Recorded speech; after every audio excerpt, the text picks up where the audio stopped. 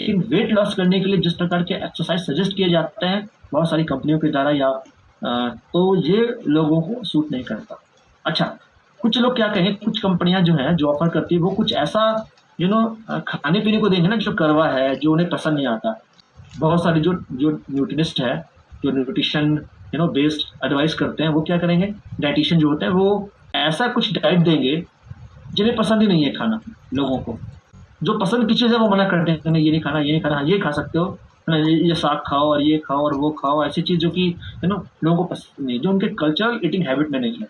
लोगों को एक्सरसाइज भी चाहिए तो इजी एक्सरसाइज चाहिए, उन्हें भारी भरकम थका देने वाला और पुश करता हुआ एक्सरसाइज नहीं चाहिए। सबसे पहले समझने की कोशिश करते हैं वेट मैनेजमेंट ऐसा है क्या, जिसकी पूरी दुनिया बात करती है और भारत में तो ज्यादा ही। Weight management, weight management, weight management, तो ये है क्या?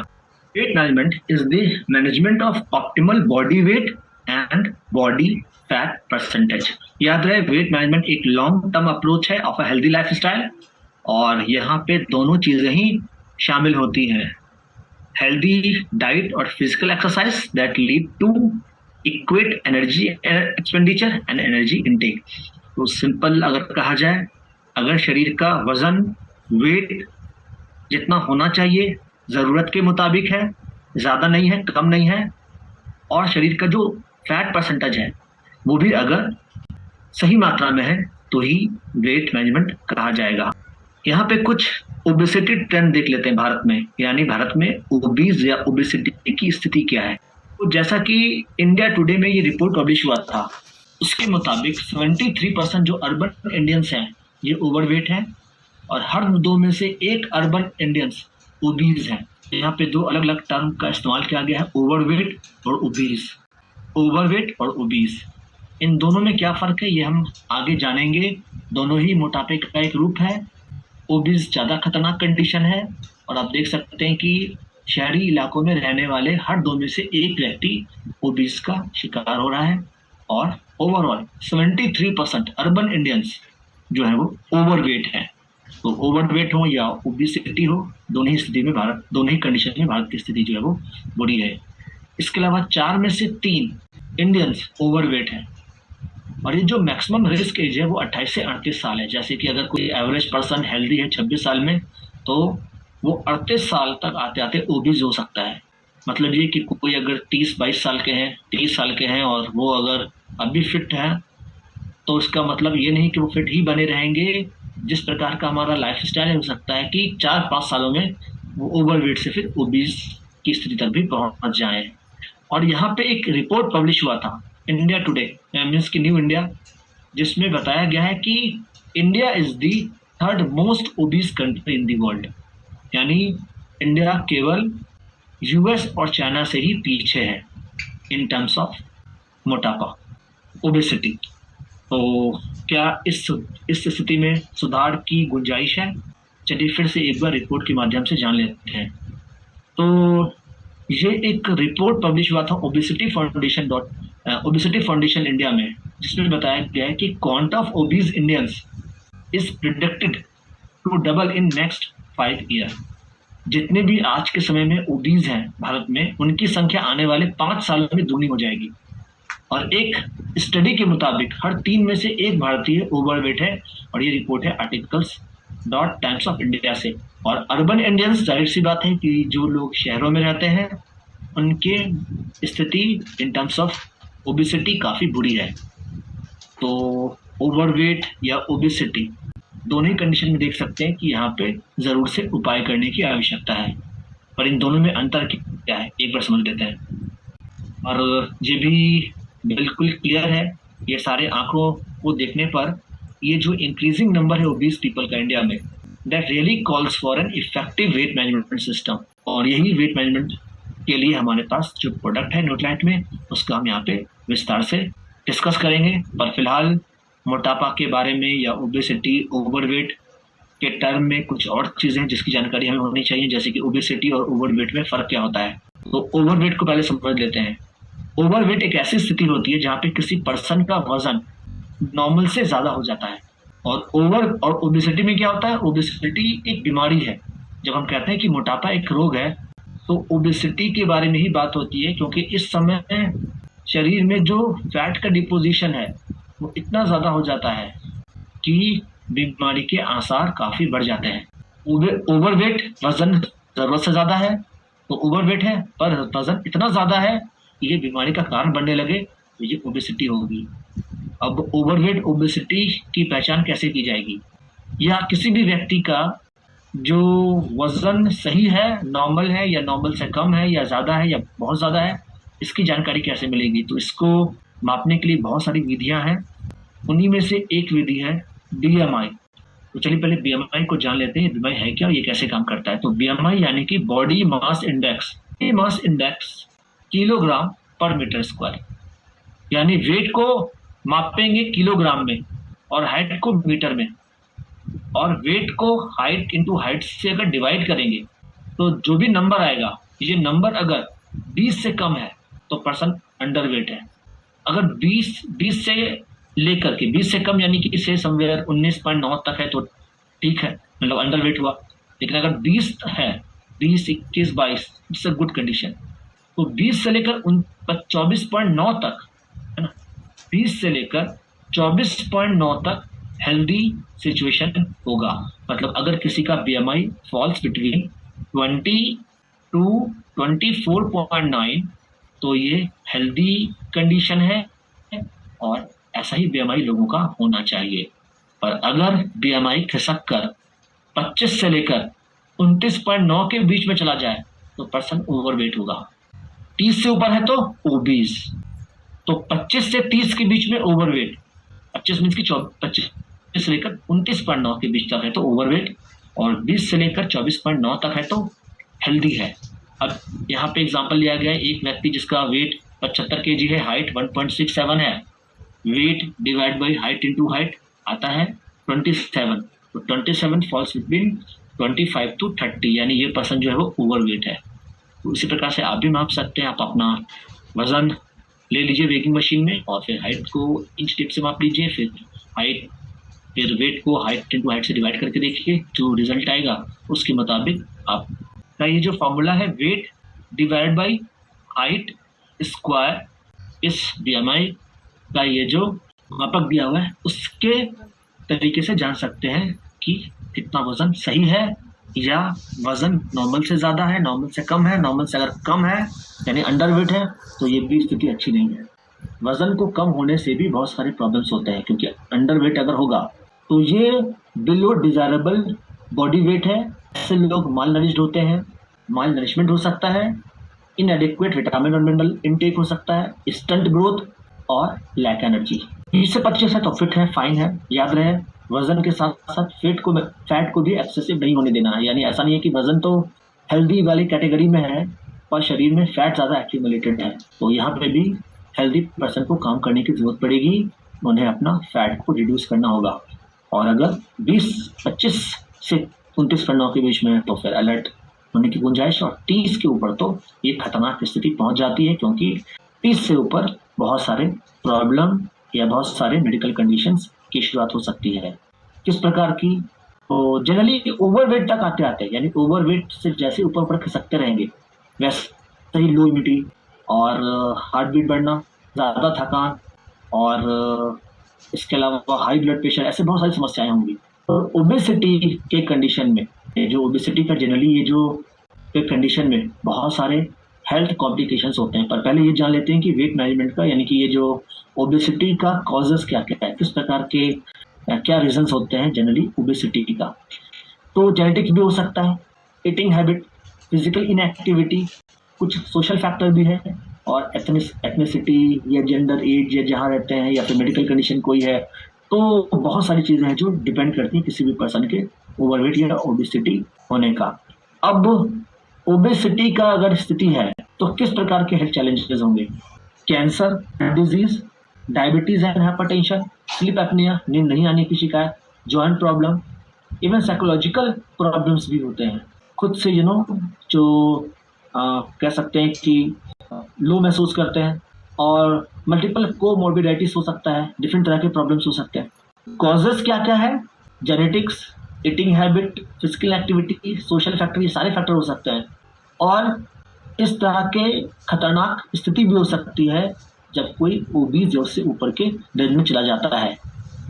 आमतौर पर ओबेसिटी का जनरल कारण क्या है, मतलब ये कि सिंपल अगर कहा जाए जो सबसे ज़्यादा प्रभावी है वो रीज़न क्या है, वो रीज़न है कैलोरी इनटेक अगर हाइयर है कैलोरी एक्सपेंडिचर से। कैलोरी जो कि ऊर्जा का एक यूनिट है, एक इकाई है ऊर्जा की, यानी जो भी हम फूड खाते हैं उस फूड से हमें जो ऊर्जा मिलती है इस ऊर्जा को हम कैलोरी में मापते हैं। तो जब भी हम कुछ खाएंगे भोजन से हमें जो ऊर्जा मिलेगी ये ऊर्जा कैलोरी के रूप में हमें शरीर को मिलती रहती है। कैलोरी के रूप में हम इसको मापते हैं। या फिर तो मान लेते हैं कि आपने सुबह में ब्रेकफास्ट में पराठा भी खाया है और सब्जी भी खाई है और चाय भी पिया है और भी कुछ खाया है, तो कुल मिलाकर 200-300 लाइक ऊर्जा वाले फूड आपने खा लिया है। चाय पी तो हो सकता है उसमें 50 से 60 कैलोरी मिला हो। अब उसी तरह से लंच, डिनर, इवनिंग स्नैक्स सब खा करके अगर ये कैलोरी हो जाए समवेयर 2500 से 3000 कैलोरी, तो हमें 2500 से 3000 मिल गई। अब इस कैलोरी को खर्च करना पड़ेगा।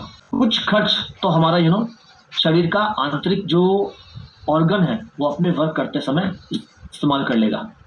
तो उससे 800, 900, 1000, 1200, 1500 जिसका जो भी शरीर की कैपेसिटी उस हिसाब से वेसल मेटाबॉलिक रेट होगा, तो उतना कैलोरी तो हमारा जो ऑर्गन है वो इस्तेमाल कर लेगी। बाकी जो कैलोरी बचा, मान लेते हैं कि 2500 में 1000 कैलोरी हमारा इंटरनल जो ऑर्गन है वो काम करने में इस्तेमाल कर लिया। अब ये जो बचा 1500, ये जो 1500 कैलोरी है इससे फिजिकल एक्टिविटी के थ्रू खर्च करना पड़ेगा। मतलब ये कि इसका कोई उपाय नहीं है जब तक कि फिजिकल एक्टिविटी नहीं होगी। तो हर एक एक्टिविटी, चाहे वो दिमाग का एक्टिविटी हो रही हो या कोई भी फिजिकल एक्टिविटी में भी चलना, घूमना, टहलना, बैठना, दौड़ना, भागना, जिमिंग करना, कोई भी एक्टिविटी कर रहे हैं, अब ये 1500 कैलोरी को खर्च कर देना है। अगर आपने 2500 लिया है और 1000 कैलोरी वेसल मेटाबॉलिक रेट के लिए चला गया है और 1500 कैलोरी ये जो बचा हुआ है इसको तो खर्च करना ही है, तभी जाकर वेट मेंटेन होगा। पर खर्च 500 या 600 हो पाया, ये 1000 हो पाया, 500 बचा रह गया, 500 कैलोरी सरप्लस हो गया। तो ये कैलोरी आज फिर कल भी 500, फिर इस तरह से ये ऐड होता जाएगा ना, यही मोटापा का कारण बनता है। तो मेजर यही रीज़न है और इसी के कारण जनरली ओवरवेट से लोग ओबेसिटी के स्टेज में पहुंच जाते हैं। सिंपल सा फॉर्मूला है, अगर वजन को कम करना है तो हमें इसका उलट करना होगा, यानी कि कैलोरी इनटेक को कम करना होगा और कैलोरी एक्सपेंडिचर को बढ़ाना होगा। पर कैसे? और अगर नहीं करें, यानी हम अपने वजन को अपने ही हाल में छोड़ दें और जितना कैलोरी मिल रहा है डाइट से लेते जाएं, खर्च हो पा रहा है तो ठीक है, नहीं हो पा रहा है तो जाने देते हैं। ऐसा अगर होगा तो क्या होगा? तो फिर बहुत सारे प्रॉब्लम्स, हेल्थ प्रॉब्लम जिसके बारे में हमने जिक्र किया, चाहे वो जॉइंट प्रॉब्लम हो, चाहे वो ओबेसिटी, चाहे वो लो इम्यूनिटी हो, चाहे कोई कैंसर हो या हाइपरटेंशन हो या डायबिटीज़ हो, तो डिफरेंट तरह के प्रॉब्लम्स हो सकते हैं। इसके अलावा शरीर का जो आकार है वो भी बदलने लगेगा, शरीर का ढांचा भी चेंज हो जाएगा। तो फिट और फाइन तो नहीं दिखेंगे, तो कैसा दिखेंगे? तो शरीर का शेप भी बता देगा कि कोई पर्सन का जो वज़न है वो ओवरवेट की स्थिति में है या ओबेसिटी, तो पक्का पता चल ही जाएगा। कैसे? चलिए जानते हैं। अगर ओबेसिटी है तो या तो सेंट्रल ओबेसिटी होगी, यानी कि जो फैट है वो बेली के आसपास काफ़ी जमा रहेगा और इस तरह से ये जो पेट का जो आकार है, यानी पूरे शरीर का जो आकार, उसका सेंट्रल जो पोर्शन होगा वो कुछ एप्पल की तरह दिखेगा। ये देखें, एप्पल की तरह, जिसको हम कहते हैं एप्पल शेप ओबेसिटी या सेंट्रल ओबेसिटी। तो पेट और कमर के आसपास से जो फैट जमा हो जाएगा। और पीयर शेप्ड ओबेसिटी होती है जहाँ पे थाई और हिप के आसपास जो है वो शरीर है भारी नज़र आता है या यहाँ पे फैट ज़्यादा जमा होता है। वो महिलाओं में पीयर शेप्ड ओबेसिटी देखी जाती है और एप्पल शेप्ड ओबेसिटी पुरुषों में देखी जाती है। सेंट्रल ओबेसिटी ये ज़्यादा खतरनाक होता है पीयर शेप्ड ओबेसिटी से, क्योंकि सेंट्रल ओबेसिटी में हार्ट अटैक का खतरा काफ़ी बढ़ा हुआ रहता है। इसके अलावा जो शेप है, बाकी बॉडी बिल्डर जो शेप तैयार करते हैं या जो जो फैशन इंडस्ट्री से जुड़ी महिलाएं हैं, जो सेलिब्रिटी हैं, वो अपना शेप तैयार करती हैं और उसके लिए उन्हें बहुत सारे स्ट्रिक्ट डाइट को फॉलो करना पड़ता है, डिफरेंट फिजिकल एक्टिविटी से गुजरना पड़ता है। तो शरीर को छोड़ देंगे अपने हाल में और कैलोरी की चिंता नहीं करेंगे, जो मिल रहा है मिलने दो, जो खर्च हो पा रहा है ठीक है, नहीं हो रहा है तो नहीं होने दो, तो फिर कुछ ऐसा ही शरीर का ढांचा बनेगा और बहुत सारे बीमारियों के जो रिस्क है वो काफ़ी ज़्यादा बढ़ जाएंगे। अब एक और तरीका है ओबेसिटी मेजर करने का। तो यहाँ तो हमने आपको बीएमआई बताया था, जहाँ पे आप जान सकते हैं कि कोई भी पर्सन नॉर्मल है या ओवरवेट है या ओबेसिटी है। पर अगर ओबेसिटी को जानना है केवल, यानी शरीर का ढांचा कुछ इस प्रकार से हो गया है कि आशंका बनी हुई है कि पर्सन ओबीज है, तो ऐसी कंडीशन में अगर इन स्टेट भी है तो ओबेसिटी को मेजर कर सकते हैं। उसके लिए फॉर्मूला है W2H रेशियो। W2H रेशियो यानी वेस्ट टू हिप रेशियो।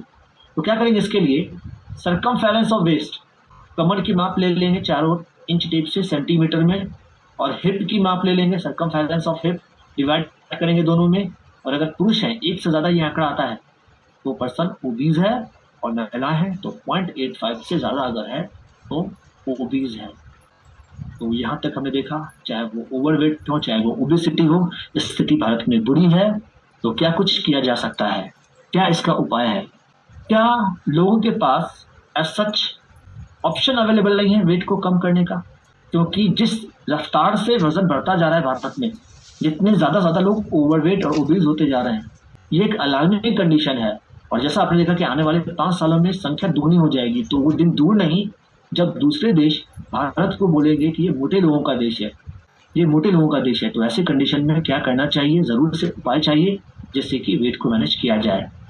तो बात करते हैं चॉइसेस फॉर कंज्यूमर्स, यानी जो भी चाहते हैं कि उनका वजन कम हो जाए, उनके लिए किस प्रकार के चॉइसेस अवेलेबल है।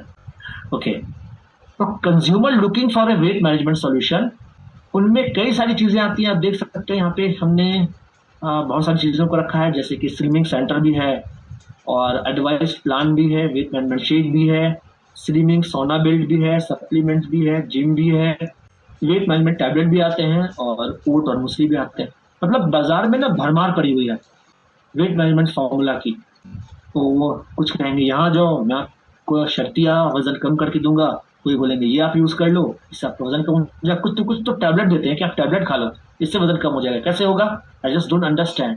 दुनिया में कोई ऐसे टैबलेट नहीं बनी, कोई ऐसा कैप्सूल नहीं बना जिसको खाते ही वजन अपने आप कम हो जाए। क्योंकि जब तक कैलोरी पर वर्क नहीं होगा, कैलोरी इनटेक हाई है, एक्सपेंडिचर कम है, जब तक इस पर वर्क नहीं होगा किसी भी कंडीशन में वेट को मैनेज नहीं किया जा सकता है। लेकिन ये काम इतना आसान नहीं है, यानी कि हम किसी प्रकार से जो कैलोरी इनटेक है उसको कम कर दें और एक्सपेंडिचर बढ़ा दें, ये इतना आसान नहीं होता। क्योंकि जो भी ऑफर है मार्केट में अवेलेबल, अगर सक्सेस होता, ये अगर सही से काम करे होते हैं, तो फिर भारत में वेट मैनेजमेंट की स्थिति इस प्रकार की नहीं होती। वेट का जो स्थिति बनी हुई भारत में वो ऐसा नहीं हुआ होता। तो कई सारे फार्मूला है और बहुत सारे फार्मूला लोग फॉलो भी करते हैं। यानी ऐसा नहीं कि इसमें कोई फार्मूला जो है वो बहुत ज़्यादा जो है लोग जो यूज़ कर रहे हैं और कुछ फार्मूला कम यूज़ करें, लोग इक्वली यूज़ करें, सब यूज़ करें। यानी कुछ लोग आपको मिल जाएंगे जो स्लिमिंग सेंटर यूज़ करेंगे, कुछ लोग वेट मैनेजमेंट शेक भी पी लेंगे, कुछ लोग टैबलेट भी खा लेंगे, कुछ लोग पिल्स भी ले लेंगे, कुछ लोग ओट मुसली भी खाएंगे। और बड़ा मार्केट है ये इन सभी का। कुछ लोग जिम भी बुला लेंगे और जिम में बुला करके बोलेंगे आप ये देखिए ये मशीन है, और मशीन में आप ये ट्रेडमिल करो और ये भागो, इसमें दौड़ो। मशीन घिस जाती है लेकिन वजन जो है बस एक वैसे रहता है। ठीक है, तो अब यहाँ पे ये जो सारे फार्मूला ये काम क्यों नहीं कर रहे, या लोग इसको फार्मूला को अपनाते जरूर हैं, या तो बीच में छोड़ देते हैं, या फिर इसका कोई रिजल्ट नहीं मिलता। फिर शुरुआत तो करते हैं, जैसे कि किसी को जिम में अगर जाना है, जिम ज्वाइन किया उन्होंने बड़ी शौक से, चलो जिम जाएंगे और पैसे भी चुका दिए, और जिम जा करके वो अपना वजन कम कर लेंगे, फिर अपना नया ट्रैक सूट भी खरीद लेंगे, अपने नए शू भी खरीद लेंगे और शौक से जाएंगे। पहले दिन, दूसरे दिन, 10 दिन, 15 दिन, फिर धीरे धीरे उनका मोटिवेशन लो हो जाएगा क्योंकि कोई रिजल्ट नहीं मिल रहा। उसके अलावा सुबह उठ जाओ, अलग से समय निकालो। एक तो अपना ही समय नहीं है काम करने के लिए, अपना ही समय कम कर रहा है पूरे काम को अंजाम देने के लिए, और यहाँ से अलग से समय निकालो 1 घंटा और। इसके बाद भी जिम में थक कर चूर हो जाओ और बाकी दिन के लिए एनर्जी नहीं बची हुई। इस तरह के बहुत सारे फॉर्मूला हैं जो लोगों को रास नहीं आ रहे हैं, जो लोगों को हेल्प नहीं कर रहे हैं। क्यों नहीं कर रहे हैं? क्यों लोग स्टार्ट तो करते हैं लेकिन उन्हें इसका सही रिजल्ट नहीं मिल पाता। तो रीजन टटोलने की कोशिश की गई और जो रीजन मिला उनमें ये चीजें सामने आई कि ये जो इंडियन कंज्यूमर है, they want a weight management solution. ऐसा वेट मैनेजमेंट सॉल्यूशन होने चाहिए जो उनके बिजी शेड्यूल में फिट हो जाए। यस, यानी कि ये बहुत ही इंपॉर्टेंट फैक्टर है कि लोग नहीं चाहते कि उनको आप उनका जो अपना काम काज है उससे अलग समय निकाल के कोई चीज़ में आप उसको इन्वॉल्व कर दो। ठीक है? अब कोई अपने काम को पूरा करने के लिए सुबह 6 बजे उठता है और रात में काम करके अपने घर में 7-8 बजे तक लौटता है और घर पे आने के बाद भी बहुत सारी चीज़ें होती हैं, फिर वहाँ से आप बोलोगे कि इसको कि 2-3 घंटा समय निकालो। हाँ, वीकेंड अगर है तो सैटरडे, संडे तो अच्छा है, घर में भी इसको किया जा सकता है। फिज़िकल एक्टिविटी तो अच्छी चीज़ है, करनी चाहिए। एक्सरसाइज करना चाहिए। लेकिन वेट लॉस करने के लिए जिस प्रकार के एक्सरसाइज सजेस्ट किए जाते हैं बहुत सारी कंपनियों के द्वारा तो ये लोगों को सूट नहीं करता। अच्छा, कुछ लोग क्या कहें, कुछ कंपनियां जो हैं जो ऑफर करती है वो कुछ ऐसा खाने पीने को देंगे ना जो कड़वा है, जो उन्हें पसंद नहीं आता। बहुत सारे जो जो न्यूट्रिनिस्ट है, जो न्यूट्रिशन बेस्ड एडवाइस करते हैं, वो क्या करेंगे, डाइटिशियन जो होते हैं वो ऐसा कुछ डाइट देंगे जिन्हें पसंद ही नहीं है खाना लोगों को। जो पसंद की चीज़ है वो मना कर देते हैं, नहीं ये नहीं खाना, ये नहीं खाना, हाँ, ये खा सकते हो, है ना, ये साग खाओ और ये खाओ और वो खाओ, ऐसी चीज़ जो कि लोगों को पसंद नहीं, जो उनके कल्चरल ईटिंग हैबिट में नहीं है।